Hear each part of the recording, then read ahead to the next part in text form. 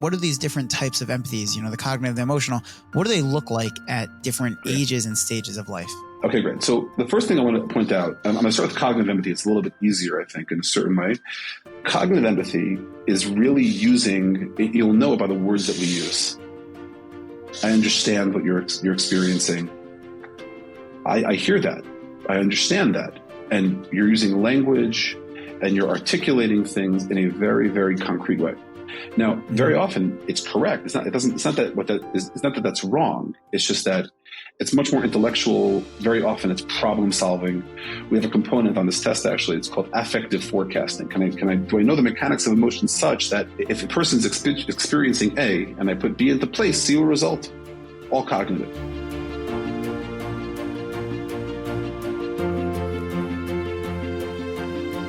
Welcome back to another episode of Raising the Jews Next Door. It's an absolute pleasure. We have the amazing pleasure to be sitting and talking with Rabbi Dr. Alex Mondrow, who wears so many hats. It's incredible. He maintains a private practice in Yerushalayim and in Teaneck.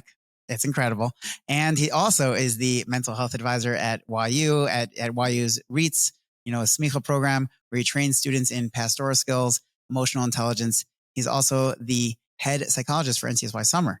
And he's a lecturer on so many topics related to Torah, psychology, the intersection of the two, and parenting. He teaches widely on the topics related to Torah, psychology, and the intersection of the two. And I've heard him speak many times on parenting as well. So thank you so much, really, for taking the time to speak with us. I know that your schedule is jam-packed, and really appreciate you making the time for us. I'm grateful to be here, and glad we could get our schedules connected, even with the time difference, which is great. Yes, for sure. For sure. So we're in this third episode now of parenting styles. And, I know that within the research, there are typically, either 3 or 4, depending on, how people look at it, different types of parenting styles, which we spoke at length about in episode 1. I guess beyond those 4, I've heard you speak about, I don't know if you'd call it a style or a different variation within, a way of parenting called empathic parenting. So I'd love to dive right into that. What exactly does that mean? It's a great observation. What I found after, as you mentioned, different parenting styles, that really the parenting style that's the most successful in terms of the way we want to raise our children is the authoritative style. And really that balances 2 important qualities. One is that we make demands of our children, the certain expectations that we have, we call parental demandingness, but also a certain responsiveness that we have towards our children and to their needs, to who they are as individuals. Sure. And what I found over a lot of years of both reading literature, working with families, parents and children, but perhaps most importantly, being a parent myself and also teaching in classrooms, is that there's a unique role that empathy plays in accomplishing the goals that are set out as an authoritative parent. Interesting. Okay. So what does that mean? What do you mean by that? So I'll tell you this, Father. I think in order to really understand it fully, sort of take a step back, understand exactly what empathy is. We use the word empathy a lot. There's a tremendous amount of literature on empathy, both in the psychology world and the business world.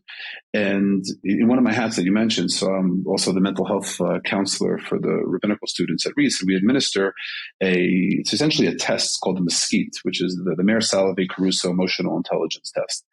And they have different constructs. They have a certain unique definition of emotional intelligence. And in the context of that emotional intelligence, they make clear that there are different types of empathy, which we wouldn't necessarily think of. We sort of think of empathy. It's empathy, whatever that means. You can ask me what that exactly, people can think for themselves. What does that mean?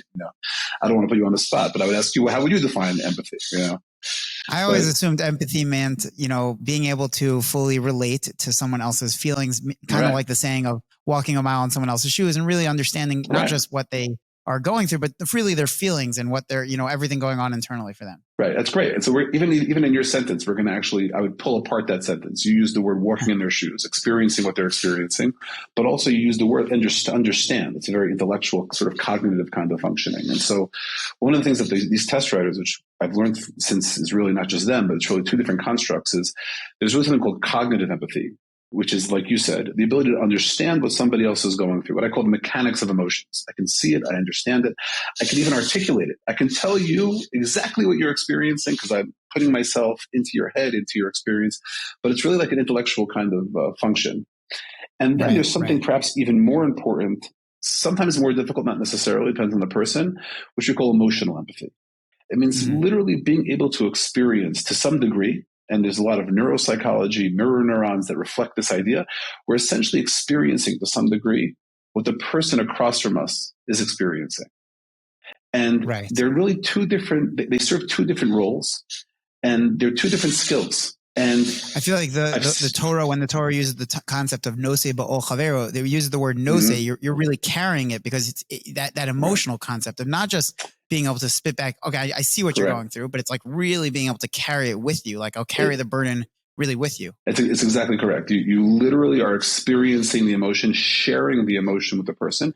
But it's very important to also know that it's not just a negative emotion. I mean, it's not just, you give the example of nosei ba'ol chavero. That typically that's a negative connotation, sort of a challenging emotion, but it's also a positive emotion. I always say, like, it's also like nosei b'simchas chavero, but being able to also carry the simcha of someone. You go to a wedding and being able to really experience their simcha, the simcha, the chassid, and the kala, and that's challenging in its own way, because, like, a very famous Ramban, and then in being a Parshas Kedoshim, being able to experience something as though it's happening to somebody else, putting aside all other considerations, jealousy, etc., and being able to experience that's also, in a way, an empathic expression.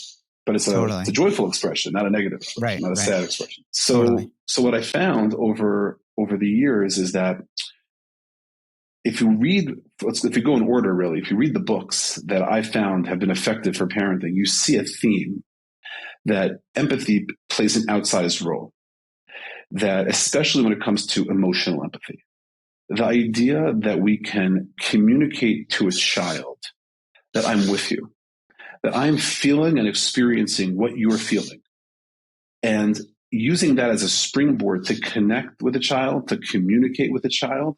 And then ultimately, again, it's a tool. It's not going to be the end goal, but it's something that affects how we relate to our children, how our children relate to us, how we communicate to our children, with our children, how they communicate with us.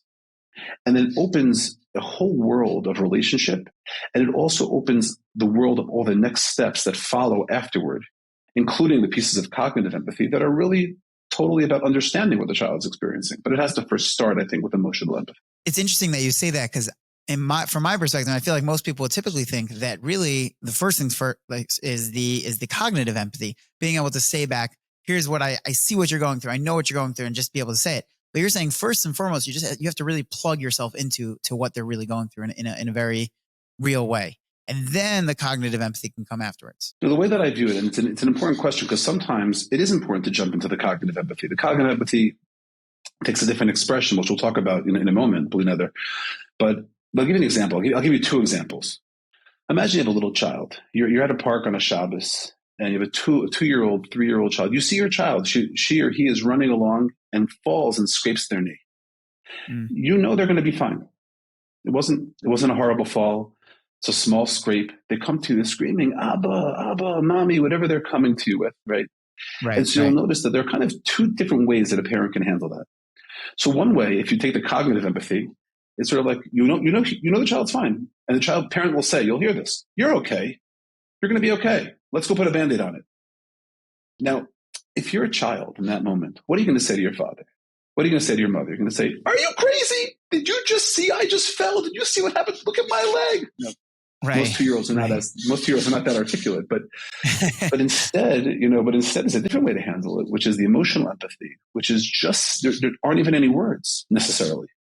It's just the child falls, they're crying. You know exactly what's going on, but you meet them where they're at. You come and you just say, wow, that was such a fall. The child, Abba gets it. You give them a hug. Right. You can literally feel a physiological change. You can feel the heart that was racing so fast when they were crying. Suddenly, like, if you can feel the heart rate slow down, you can feel the muscles in a child's body just relax because Abba or Mommy is there and usually you don't even need to put the Band-Aid on. They're just going to be like 2 seconds later, they're back onto the swing set. They're back onto the jungle gym. Right. That's the emotional empathy. I feel like people's initial reaction is always like, oh, are you okay? Or what happened? But just to say, wow, that looked like a very serious fall, or that looked like that really hurt. Like they feel much hurt. They feel like they're really. Exactly. They feel hurt, but the word you use is great. It looks like. We have to be careful because we don't want to assume we know what they feel. So I use the words like look like. The word seems is a great word if you're in an emotional context. But with a child that young, you don't need to use that word. They just understand that mommy or abba is there. But I'll tell you, let's give an example with older children also. A young man comes into the office. Already a child who's not 2, but maybe 22, comes into the office. And they're having a certain struggle in their life. And their way of, let's say, looking at the world might be different than the way their parents look at the world. And the parent really does know ultimately what is going to be best for the child. And I really believe that. Mm-hmm. They have, in this particular instance, in this, not all instances, but in this instance, they know. But the child first needs to be heard on his or her own terms. So a child's having a struggle with a certain decision or a certain situation in life, and they come to their parent. And if a parent comes and jumps in with a cognitive empathy, so to speak, they understand. They jump in. You're feeling this, and if you put this into place, this is going to be a solution. And we're going to, it's like the mechanics. So they have all mapped out, and you're going to be done. You're going to be fine. But really, what the child first needs in order to have a relationship, and also to actually hear those steps that the parent's going to share, the first thing the child needs to hear really is, wow, I hear what you're saying. That's hard. That's a hard situation that you're in. Well, let me understand better. Let me try to bounce back to you if I'm understanding you correctly. Now, I'm just trying to let them feel heard and to really, really try to experience what they're experiencing. And that, first of all, allows me to put myself into their shoes. It will allow me to get better information and better suggestions moving forward, but also, more importantly, allows them to feel a connection to me. That it's not just, dad or mom coming and imposing on me their worldview, but rather they're connecting with me. They're giving me the respect to say, well, these are your feelings. This really is a struggle for you. I'm with you. Right. Now let's figure out the next steps, and now we can plan forward. But first the emotional empathy. Sure. So I guess if we can get like a little more into dive a little deeper into each of them. What are these different types of empathies? The cognitive, the emotional, what do they look like at different ages and stages of life? Okay, great. So the first thing I want to point out, I'm going to start with cognitive empathy. It's a little bit easier, I think, in a certain way. Cognitive empathy is really you'll know by the words that we use. I understand what you're experiencing. I hear that. I understand that. And you're using language and you're articulating things in a very, very concrete way. Now, very often it's correct. It's not that that's wrong. It's just that it's much more intellectual. Very often it's problem solving. We have a component on this test, actually. It's called affective forecasting. Do I know the mechanics of emotion such that if a person's experiencing A and I put B into place, C will result? All cognitive. When is it okay, or when is the right usage of cognitive then? So let's come to that in a minute first. Let me explain. Let me contrast cognitive versus emotional, and then I'll map out a little bit more of how I would see a process going. So emotional empathy oftentimes doesn't need any words. It's an amazing thing. Emotional empathy is more about communicating to the person across from you that I'm with you and that I'm feeling what you're feeling. And that can be purely based on body language with absolutely no other words used. And it's an amazing thing. And so when I teach the guys in Smicha a lot about these things, and I teach parents, I teach them to be aware of just how their body looks. So for example, I'm sitting back, I'm talking with you in a conversation, we're sitting, it's a very comfortable conversation. But if you were to say something to me, even on Zoom, even with a camera, you can notice the difference. And I lean into you and I'm like, wow, I hear what you're saying. You see the shift. You can feel almost the difference in the way the communication just happened. When a person sits with their shoulders open versus when they lean in, what their face looks like. For years, we never kind of knew exactly what our faces looked like. But until about 3 years ago, we started looking at a camera all day. We started to realize I know every nuance of how my face looks. That's what our children are looking at. And even just saying, wow, no words, just saying the word wow, or oh my gosh, that looks like it really hurt. Like you said, the example you gave, where it's not about giving language to the experience. It's about sharing the experience. And then if we need to, mirroring back that we understand that we're experiencing it the correct way. But the first connection is one of communicating in some way that I'm with you and that I'm sharing the experience with you. Now, to move to your question, so how does it work in terms of steps? So it's important. I always clarify to parents, this is a tool, meaning, what do I mean by a tool? It's a skill. There are some times when it's called for, sometimes when it's not, and that might be sort of too broad of a conversation, for today. We'll see if we can, as we move forward. But almost always I find that if someone's in a difficult situation, or if someone's in any type of challenge, any type of contention, if the initial step is the emotional empathy, and the child feels that the parent is with him or her, that then opens the doors for all the next steps. So I'll give you an example. There's an approach which we can talk about now, we can talk about later, that's developed by Ross Greene out of Harvard. It's a book called The Explosive Child. So you've heard of it.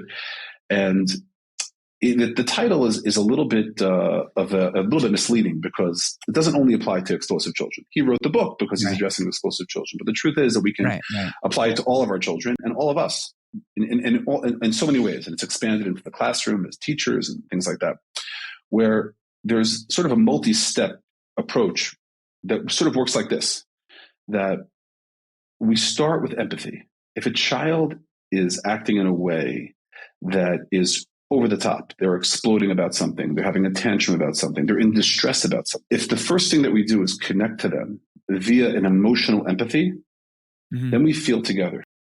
Then they feel heard. They feel like you're with them, not without imposing from the top. Right. And that's even, let's say, for like a 2-year-old, or that's only when we're talking about like middle school, high school age. Right. I mean, look, at every age, you're going to apply the tools, at different levels, of course, a 2-year-old is not the same as a 22-year-old, even if we apply the same principles, but the principle itself ultimately is the same. So the example that I gave you about a child on the playground, so we're still using the same idea of starting with emotional empathy. Example, if a child is 2-3 years old, is in the supermarket, is crying about a candy bar that they strategically placed just to make it difficult for parents, as you're checking out, and they're also, you meet the child, you say, wow, like, I see you really wish you could have that candy bar, and the child feels heard. Very often, just the expression that mommy or daddy gets it, and you really explain, I've done nothing. I've just expressed to the child, like, you really want that candy bar. Right. The child will calm down. Now, at the end of the day, we're not going to give in. The empathy doesn't mean giving in. It's just a way of connecting initially and communicating in a respectful way to the child too. And that applies on different levels.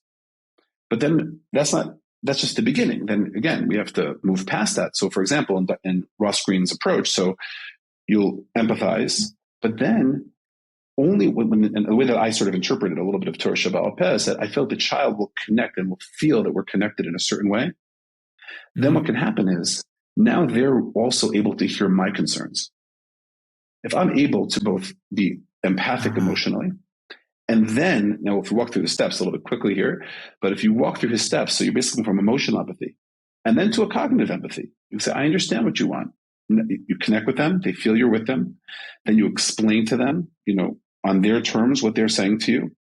But now that they feel like they've been heard and that you're connecting with them, you can now say, well, let me tell you my concerns. Right. And then the ultimate goal is then to problem solve together. Right. Meaning a child's only going to be able to listen if they first feel heard. Exactly correct. Exactly correct. I'm curious, in terms of discipline, meaning like in an example where, and you were just, you mentioned this briefly just now through like the candy bar example. Well, let's say, a child, I guess, like if we go a little more extreme, let's say a child is doing something wrong. So is there a moment to first be empathic and understanding, okay, I understood why you did that, but now we have to, there's discipline, or if you do that, does that undermine the discipline? Like, I'm just curious, like, how does discipline play a role here? Right. So it's hard. It's like the question, even as you're asking it, is not even a question that I link, in terms of empathy. Now, I'll give you an example. When I give parenting classes, so very often parents expect the first thing to be about discipline. And it's usually, like, I'm not exaggerating, like if I give like a 6-part series, it's like the last half of the 6th part. Meaning that discipline, it almost doesn't relate to this in the sense that there's so many other steps that come before discipline that the goal, and I feel pretty strongly about this, is that the goal is not to have to punish, not to have to discipline. Right. Now, that's not to be confused with setting limits. It's not to be confused with having expectations. But discipline is also a tool, but it's like not a goal in and of itself. It's only valuable if it serves an educational role. So it almost doesn't relate to the actual empathy itself. And it's important to know that empathy is not giving in, meaning empathy is a way of connecting and communicating with a child, understanding a child, but it serves almost as a way of relating that then allows us in a more healthy way to set healthier limits. And sometimes the discipline too. Got it. So you mentioned that this is only the first step and that there's many other steps. So let's go through, I guess, if we can go through what are the different steps? Right. So every situation is different. It's important to know, it's obviously it's in one podcast, you can only cover so much. I just find that that empathy serves multiple roles. So in one scenario, in terms of multiple steps, you have Ross Green's model. So Ross Green's model, which is called the collaborative problem-solving model. So empathy is one step, and then it goes into empathy, and then problem-solving is the end goal. The goal ultimately is to be empathic, connect, express their needs, have them express your needs, and then come to solutions together, which is very healthy because, but that's, again, it's hard to sum it up just in a few moments, but that's all predicated on the fact that you have a clarity beforehand, which I want to point out, this doesn't apply in every scenario. So even in Dr. Green's model, so there are certain things that are not negotiable. They're not the time for empathy. You see, God forbid, a child about to run in the street. You're not going to say, oh, I feel you wanted the ball in the street. You just yell. You say, you don't want the kid, God forbid, to get hit by a car. It's not empathy here. And then there are certain times on the other side where there are issues that are not negotiable in the other direction, that a child's not ready yet to have put upon them. Child's not ready yet to be able to, either because they're emotionally not ready, cognitive, developmentally. There's so many different reasons why they may not be ready. That's an example where empathy serves as a tool in one direction. Empathy serves another role. It's important. There are many theories. We don't always think of it in this way, but how do we play with children? And so again, I see this theme in if you see it through a certain lens where we're playing with children, but there are techniques that talk about playing with children essentially on their terms. What I call empathic play.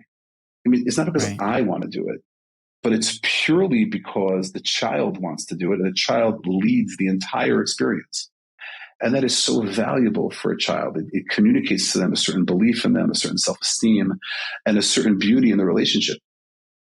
And it shows that we're so eager to meet with the child on their terms, not because I have something that I want to accomplish with the child. And that's so beautiful.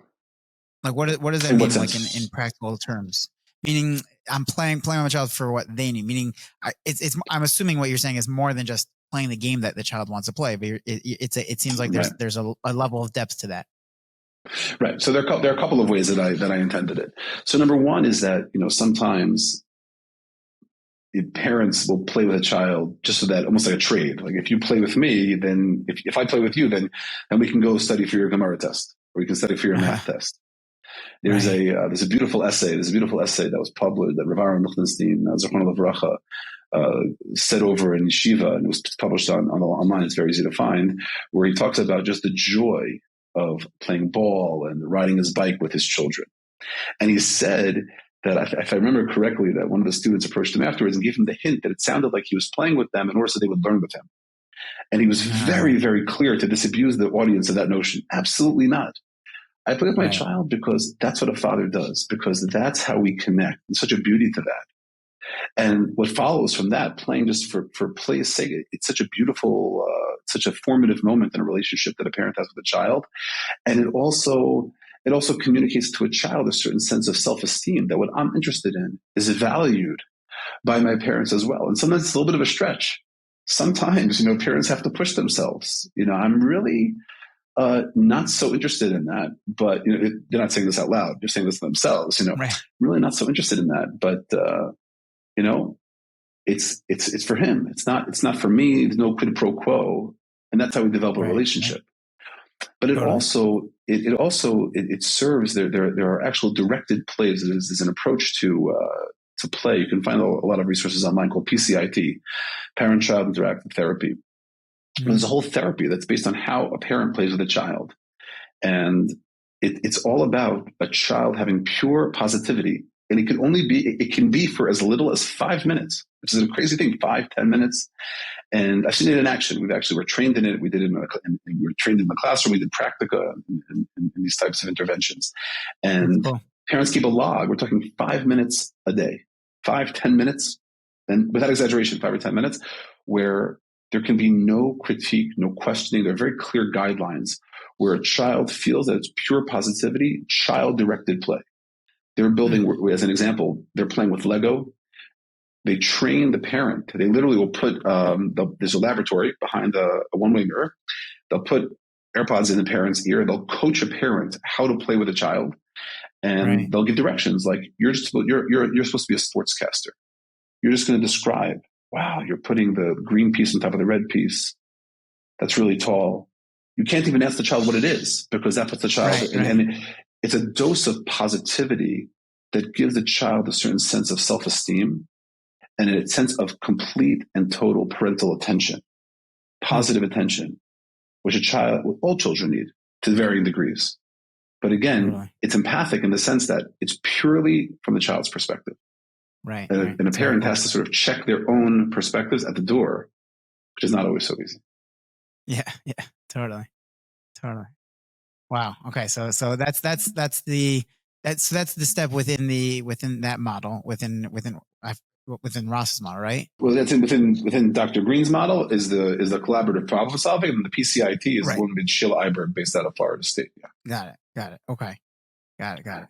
And in terms of, if let's say a parent is trying to be empathic, but it's not within their norm. It's not something that they're so used to. So, how, I guess, obviously in a way, it means that it's going to affect the children, that the children's not going to have necessarily the same type of relationship with that parent. But then what should the parent actually do? Meaning it's just not really working for them, or they just don't know how to do it. So what then at that point should a parent do, especially if, let's say, the other, the person's partner is more, much more empathic. So, what would you recommend in that type of situation? So I'll address them in a couple of points. First of all, I think it's a great question. I think that I'd like to just take a step to pause and sort of pan out for a moment. Parenting is hard, and some of us are less equipped. Some of us are more equipped. There are so many different reasons and so many different causes and realities that lead to that. And no parent is perfect. It's such an important piece to realize that we have to try our best, and we have to be so careful as parents not to judge ourselves and not to be down on ourselves. But at the same time, within this dialectic, we also have to try our best. We have to be aspirational in some form, that if something really seems to be something that works, then we have to try our best to achieve it. So we have to live in that space. And I think there are different ways in which different people connect. And when I work with parents in my practice, I almost always ask, let's say I have a husband and a wife, mother and a father meeting, I'll say, are you guys book readers? Almost inevitably, one is and one isn't. One will be like, I have 6 of these parenting books on my nightstand and I really read through them. And then the other spouse be like, I can't even open the book. I can't even look at the title page, and it's not father or mother. There's really no rhyme or reason, just personality and so on. But I'll tell you, there are really wonderful books that I think that if a person's willing to really sit with and not just flip through, but really try their best. One we mentioned already, which is The Explosive Child by Ross Greene. There's another book, which I don't have in my office here, but really the book, probably the most important book that I would recommend for parents to get, actually, is a book called Between Parent and Child that was originally published, I think, in the 1960s by someone named Dr. Chaim Ginat. Dr. Ginat, who I quote in all my presentations. I'll tell just for a moment, a little bit of a background. Dr. Ginat, I'll tell you an interesting story. How did I come first to Dr. Ginat? Give a small shout out to Mr. Mike Friedman of Skokie, Illinois. About 20 years ago, I was a new father, a little bit less than 20 years ago. And he said to me, Alex, there's only one book you're going to need. That's Dr. Ginat. That's it. I didn't know who he was. It was before Amazon was so easy access, but I filed it away. Okay, I said, Mr. Friedman was not a psychologist, but I said, you know what, let's just file. Somehow it made a rosham on me, and my mind made an impression. I thought about it. Years later, I began to notice that the books that we're all familiar with, How to Talk So Children Will Listen, How to Listen So Children Will Talk, these types of books, they're all written by Dr. Ganat's students. They're essentially all dedicated to him too. They're all his Talmidot or Talmidim, and they're all. But what happened was, unfortunately, Dr. Ganat, who actually served in, I think it's in Sahel in 1948. So he eventually went to Columbia's Teachers College and so on. He got his doctorate, and was a very, very big name in the States in the 1960s. He was a big television personality. You can actually find videos of him. He's hilarious. Yeah, I've seen some videos. It's amazing. Yeah, he has some really like sharp lines. It really great. Correct. It's really entertaining, which is, by the way, another way to learn. We'll come back to that in a moment. And so, but unfortunately, he had a long illness, and in the early 1970s, I think he was only 51 years old, so he passed away. But about 40 years later, his widow, Dr. Alice Ganat, republished his book Between Parent and Child, and you can find it on Amazon for $8-9, 2002 version or something like that. You can actually get other books also, but I don't think they were reworded. They're still excellent, and you can read. Back to your question, you have to be able to study this and be able to think and reflect deeply on what it means to put these things into action. A second way is to watch videos. Some people don't have the patience to read books. You can watch the videos. Another way, which is also really important, is to be able to, I would say, in two different ways. Number one is to, if you know that your spouse is more effective in this than you are, so you learn from them. And you know what? Sometimes you have to push yourself, or there are certain situations where a parent has to tag out, and sort of say, you know what, like, I'm going to let him or her handle it. That's okay. There's no shame in that. Right. There's a lot of humility in parenting. Parenting, it demands and also engenders a lot of humility. And so to be able to tag out and say, my spouse is better at this than I am. Okay. Sometimes we don't have that luxury for whatever the reason is. The different obvious reasons why we don't have that luxury. So we have to grow on our own. So I meet a lot of parents in my practice, and I coach them through it. And I imagine there are many clinicians who do that, where they realize, your child feels like you're really not meeting them where they're at. Let's walk it through. Let's go through this, what we're discussing now, but much more in depth. Let's do real life situations. Let's act it out. Right. Let's work it through. And slowly but surely, parents realize, wow, I can do that. I have to push myself a little bit. That's my own personal growth. And I'll tell you, as an aside, by the way, this skill of empathy is not just for parents. It's good for relationships, shalom bayis, teacher student, things like that. And so I think those are the three primary ways, I would say, that a person, three or four primary ways which people can begin to develop it. And it starts by being aware of the importance of it. Yeah. Yeah. So, we spoke about it in a way of we spoke a couple of examples that maybe applied, I guess, in a way to maybe more younger children. When a child gets older, does it change in any way, or is it? I mean, I know it's the same basic principles, but in what ways does it shift in the process itself? When you say older, how old are you thinking? You're thinking, let's see, 15, 25? Let's say. Right. It's interesting. I think that in many ways it's the same, but in certain ways it's different. I think that, and I'll take a step back also, it's very important that parents have a clarity, to whatever degree they can, of what their values are and also what their limits are. Meaning that we have to be very clear as parents. Empathy does not mean anything goes. When Dr. Ganat likes to say it in a certain way, where we respect and honor all of the emotions, but the behaviors are not all okay. And we have to be very clear, and we have to have a clarity that we communicate, which is in many ways easier to communicate to younger children. But as children get older, it's a little bit harder, but we have to have a clarity for ourselves of what our values are as parents. What are the non-negotiable values that we think are non-negotiable? What are not even on the table yet? What are in between? Things like that. The truth is, as an aside, as Jews, it's important to have that clarity with regards to halacha.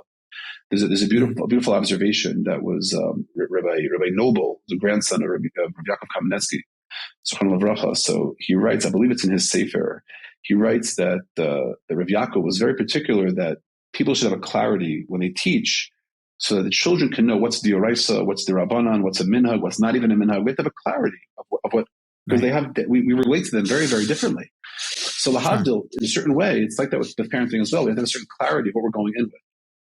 But then when it comes to kids as they get older, I think the demand that they feel heard and feel the connection of the parent is only greater. That sometimes that a child who feels, I mean, how many times can you imagine in our mind's eye that child saying, you don't understand me, you don't get it. So, but if one of two things can happen, either a parent can initially just be with the child without trying to articulate that they get it, in which case there's no room for that comment anyhow, or they can reply to a comment like that by saying, you know what, I hear what you're saying. Right. Can you help me understand? You know what, I think you're right. Can you help me understand that? Right. Like maybe I don't get it.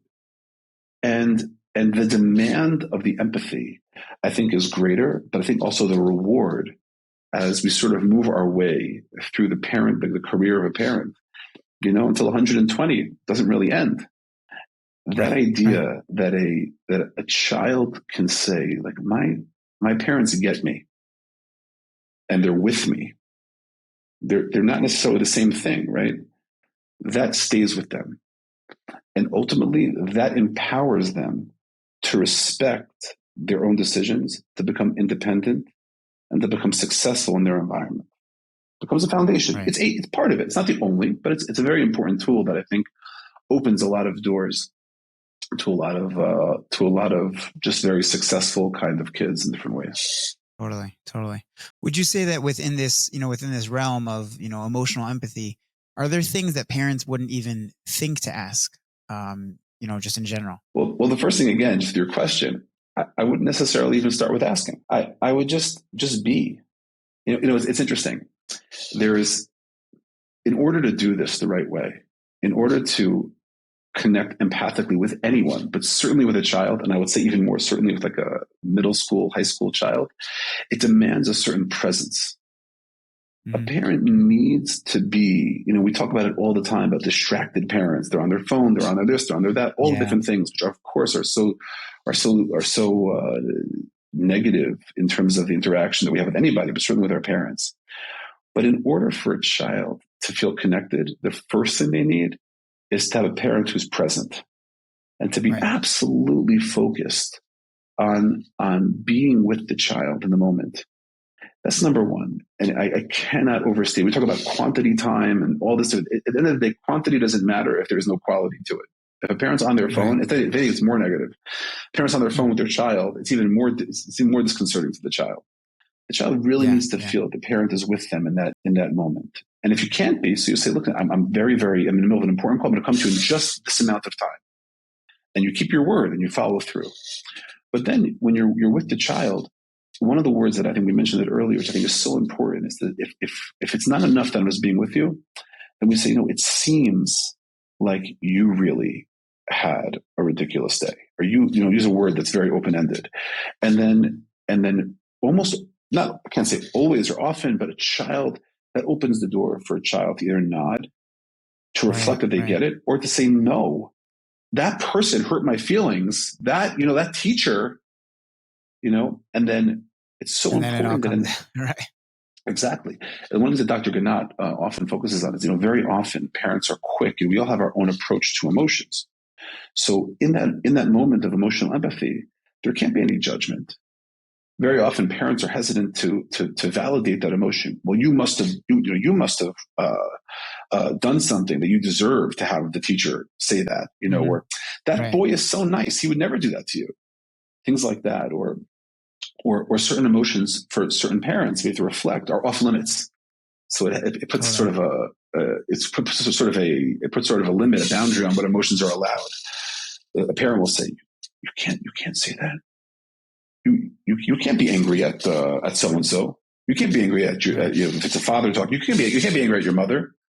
Now, again, just to respect the emotion. I'm not saying that they are allowed to act on the emotion, but to respect and validate the emotion and be cautious not to shoot down the emotion. That's part of being empathic and being with the child in that moment. I find that in this first step, if parents ask too many questions, kids shut down. Well, tell me what happened. Tell me what happened. Tell me what, what was it the teacher? Was it this boy? Was it the playground? And The child automatically retreats like a turtle in a shell. They shut down. Whereas at the first stage is just you're expressing it. I'm with you. Now the child feels okay. Physiologically, I'm a little bit more calm. Cognitively, I'm a little bit more calm. Now there's room to say, and you can even ask in terms of questions. Once the emotional empathy has sort of kicked in, there's sort of a connection with the child. Now you can say, is it okay if I just dig a little bit to understand? I didn't catch that. So you mean that the teacher said this to you? And then suddenly, if the child's ready, now they'll be able to share a little bit more. Got it. But too many questions. A child's not going to want to be interrogated on it. They don't want to feel like they're answering like a questionnaire. They want to feel like they're connecting with you. Exactly right. And then of course you might need more information, but later, and totally. Sometimes when the child's more calm and that part of their brain is more active, then you can begin. They may just share spontaneously, it's funny. I get that from a lot of parents, especially with younger kids.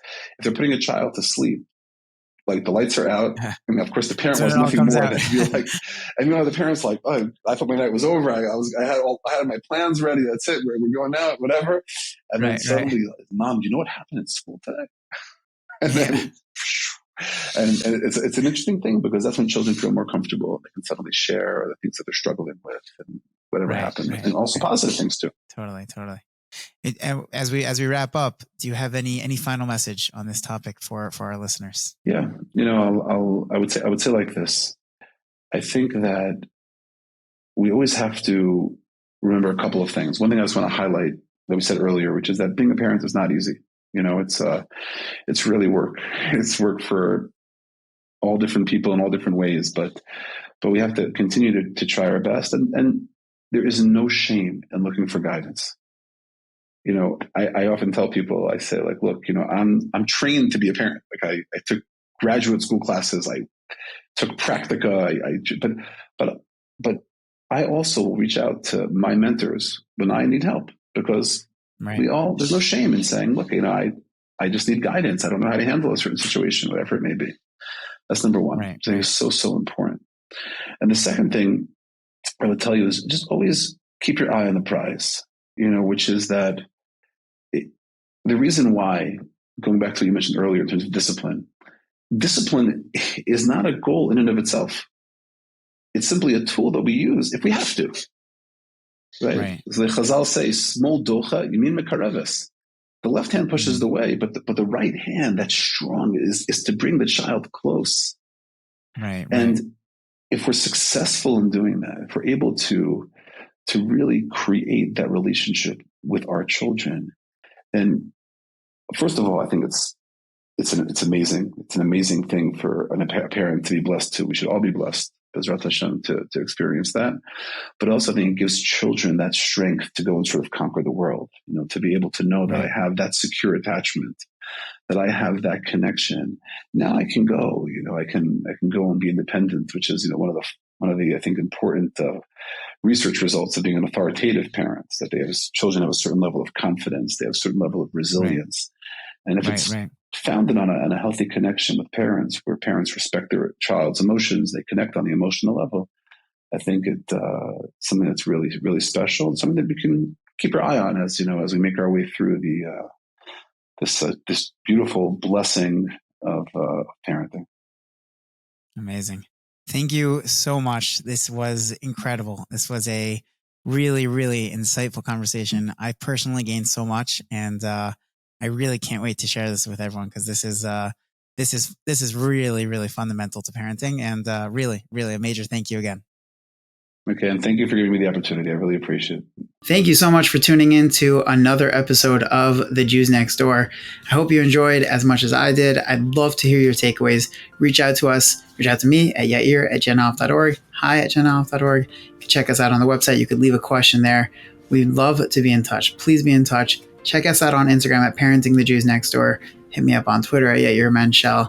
And we're on TikTok now too. We have some great content, a lot of really great insights into parenting, tips, parenting pointers, reaction videos, and quotes. We have a lot going on. We have a lot of articles. You want to check it out. Check it out at jenof.org. You won't be sorry you did. And I look forward to hearing from you. And if you haven't yet subscribed to the podcast, make sure you subscribe and share it with your family and friends. Looking forward to another great episode next week.